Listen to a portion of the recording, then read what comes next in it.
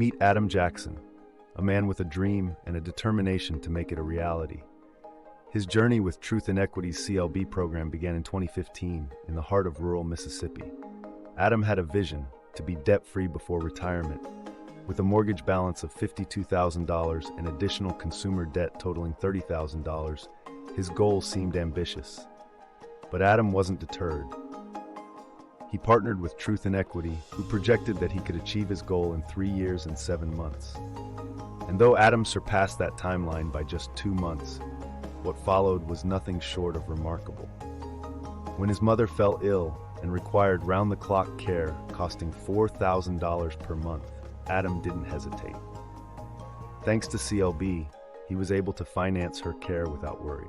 Following his mother's passing, Adam seized the opportunity to create lasting memories with his loved ones. He invested in a picturesque riverside property, becoming a beacon of joy for his family. Weekends filled with laughter and adventure, as Adam embraced the fruits of his labor. But his generosity didn't end there.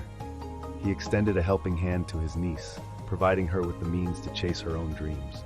In just 8 years, Adam achieved what many thought impossible, all through the power of credit line banking.